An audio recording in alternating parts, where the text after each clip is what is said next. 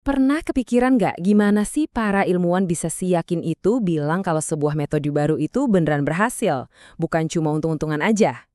Nah, di bahasan kali ini kita bakal bongkar salah satu senjata rahasia mereka. Namanya t-test atau uji T. Tenang, kita nggak akan bahas statistik yang bikin pusing, tapi kita akan ubah jadi sesuatu yang gampang banget buat dicerna. Oke, ini dia peta perjalanan kita. Kita mulai dari pertanyaan paling dasar. Gimana cara ngebuktiin sesuatu? Terus kita lihat gimana eksperimen bisa kasih jawaban, dan disitulah si uji T ini masuk. Kita juga bakal kenalan sama 3 jenis uji T yang berbeda. Lihat apa aja aturan mainnya, dan yang paling seru, gimana caranya kita bisa pindah dari kayaknya sih berhasil, jadi ini pasti berhasil. Oke, kita mulai dari bagian pertama ya. Sebuah pertanyaan pembuktian. Ini kan inti dari semua rasa penasaran di dunia sains ya nggak? Coba deh bayangin, anggap aja Anda nemuin metode ngajar baru yang keren banget. Di kepala Anda ini pasti berhasil. Tapi, gimana cara ngebuktiinnya ke orang lain? Kan nggak bisa cuma bilang, pokoknya berhasil, percaya deh sama saya. Perasaan doang nggak cukup kan? Nah, disinilah kita butuh cara pengujian yang benar-benar solid. Nah, metode solid itulah yang membawa kita ke bagian selanjutnya, eksperimen untuk mencari jawaban.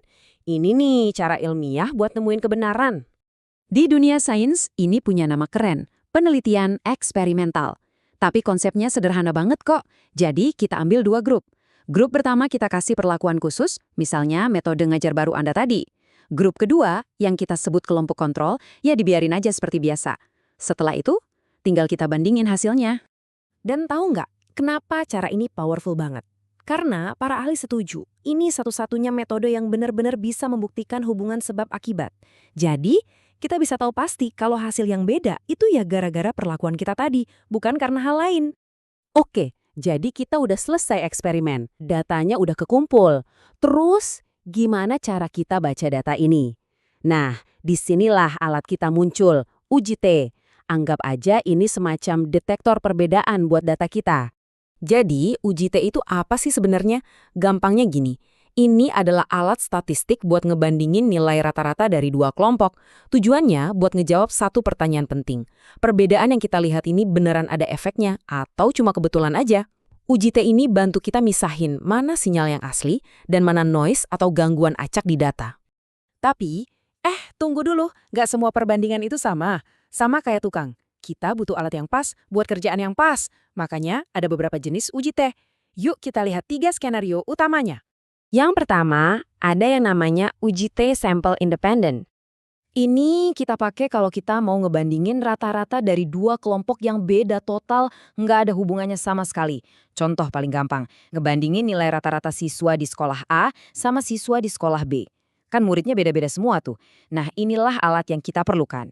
Nah, skenario kedua beda lagi. Gimana kalau kelompoknya sama, tapi kita ukur di 2 waktu yang berbeda? Buat yang ini kita pakai uji tes sampel dependent. Ini sering juga disebut uji tes sampel berpasangan. Kenapa? Ya karena datanya berpasangan. Ini cocok banget buat skenario klasik sebelum dan sesudah. Misalnya, kita ngukur berat badan sekelompok orang sebelum mereka ikut program diet, terus kita ukur lagi sesudah programnya selesai.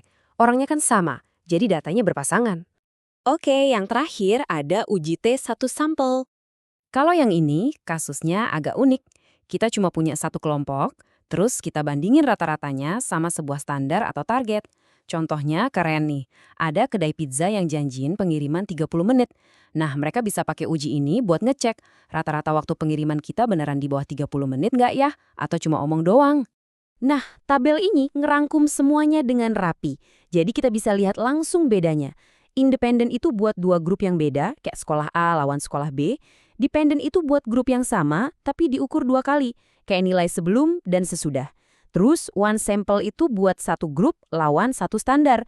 Misalnya nilai kelas kita dibandingin sama rata-rata nasional. Jelas banget kan bedanya? Oke, sama kayak main game, statistik juga punya aturan main. Biar hasilnya nggak ngawur dan bisa dipercaya, ada beberapa syarat yang mesti kita penuhi dulu sebelum pakai uji T. Yuk kita intip aturannya. Ini beberapa syarat utamanya. Gampangnya, sampelnya harus acak. Terus, data tiap orang itu harus independen, nggak saling ngaruh. Data per kelompok juga distribusinya kalau bisa normal, kayak kurva lonceng gitu. Dan variasi di kedua kelompok ya kira-kira seimbang lah. Nggak usah pusing sama istilah teknisnya, intinya semua aturan ini ada buat mastiin perbandingan kita itu fair. Terus gimana sih langkah-langkahnya? Anggap aja ini kayak resep masak. Ada 4 langkah simpel. Langkah pertama, tentuin dulu hipotesis atau dugaan awal Anda. Kedua, kumpulin datanya. Ketiga, masak datanya alias jalanin ujinya pakai software. Dan terakhir yang paling penting, cicipin hasilnya alias kita tafsirkan apa maknanya. Nah, ini dia bagian puncaknya. Bagian di mana kita pindar dari sekedar nebak-nebak jadi yakin. Setelah ujinya selesai dijalankan, terus apa? Apa artinya semua ini? Jawabannya seringkali ada di satu angka kecil ini, angka yang sakti banget di dunia penelitian, 0,05. Angka ini tuh patokannya atau tingkat signifikansi. Jadi gini, dari uji T kita bakal dapat hasil yang namanya p-value. Anggap aja p-value ini skor kebetulan. Kalau skornya di bawah 0,05, artinya kemungkinan hasil kita ini cuma kebetulan itu kecil banget. Jadi kita bisa bilang perbedaannya signifikan secara statistik. Artinya ini beneran nyata, bukan cuma untung-untungan. Jadi kesimpulannya apa? Uji T ini ibarat jembatan. Jembatan yang ngebawa kita dari kayaknya ini berhasil deh ke saya punya bukti statistik kalau ini emang berhasil. Dari tebakan jadi kepastian. Nah, sekarang Anda udah ngerti kan dasarnya? Coba deh iseng-iseng pikirin. Kira-kira pertanyaan sehari-hari apa sih yang pengen banget Anda jawab pakai eksperimen kecil-kecilan Anda sendiri?